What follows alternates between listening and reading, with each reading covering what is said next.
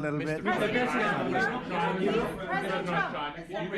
Can you give us an update on the trade negotiations with China, or perhaps Secretary Bessent? Yeah, I will, and I'm going to let Scott do that. But I think we're doing very well. I think we're getting along with China.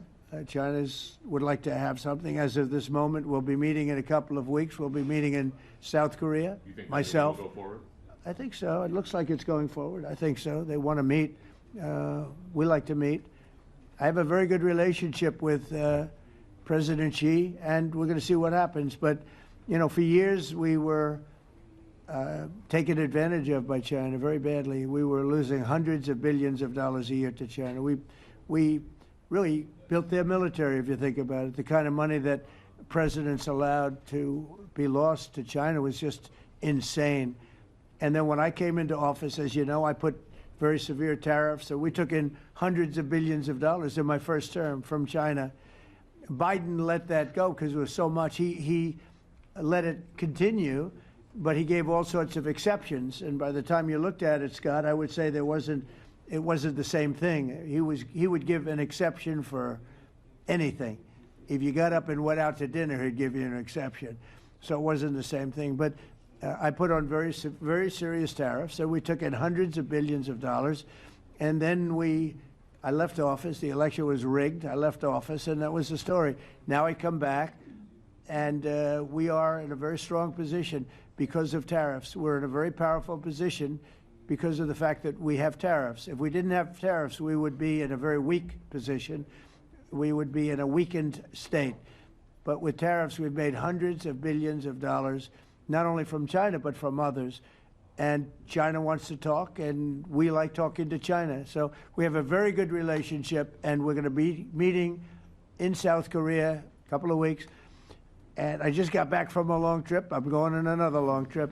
And Scott, you want to say a few words on that, please? Yes, sir. So the entire relationship stems from the great respect that the two leaders have for each other. China did a substantial, unprovoked escalation last week. We were unable to get in touch with them. Since then, it's been IMF World Bank Week. They have had working level people here who there have been meetings. The vice premier, who is my counterpart, and I will be speaking this evening at around 8:30, 9 o'clock. And then he and I and a delegation will meet in Malaysia probably a week from tomorrow to prepare for the two presidents to meet. So I think that things have de-escalated. We hope that China will show the respect that we have shown them. And I am confident that President Trump, because of his relationship with President Xi, will be able to get things back on a good course. Is the hope for that meeting with you and President Xi some kind of trade deal then? Or could be. Look, I think we're in a very strong position. I think we're in a very strong position. We're getting, as you know, as of November 1st, I could move it up if I wanted, a 100% tariff over and above what we get now. So that would make it about 157%. And China doesn't want that, and they want to talk, and we're talking. And I think we'll make a deal that will be good for both. I think we will do something. But you have to understand, we never got anything from China. It was a one-way street. For many years, for decades, it was a one-way street. And they became rich because of the United States. And frankly, presidents that, let's be nice, they didn't know. They just didn't know. They didn't understand what was happening to them. But I understood it. I understood it long before I ran for politics. I used to watch in amazement at how stupid our country was, how stupid they were. And we're not stupid anymore. And that includes with the European Union. That includes with Japan and South Korea. All we want to do is be treated fairly.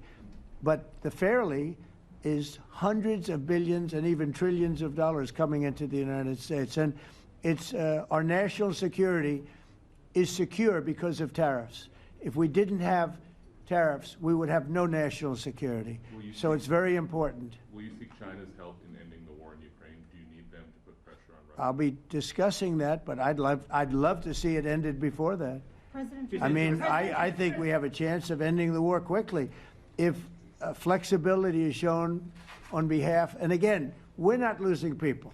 The United States is not. We're not losing people. We're not spending money. We're getting paid for the ammunition and missiles and everything else that we're sending to the European Union, but to NATO. But it's very similar. If you look at the countries, I mean, it's very similar. And we just made a very fair trade deal with the European Union, and what we wanted, and we made a very good deal with NATO too. They pay for all of this.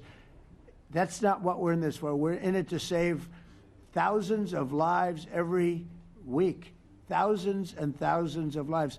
That's why we're in it. And I think we have a very good chance of bringing this war to a conclusion.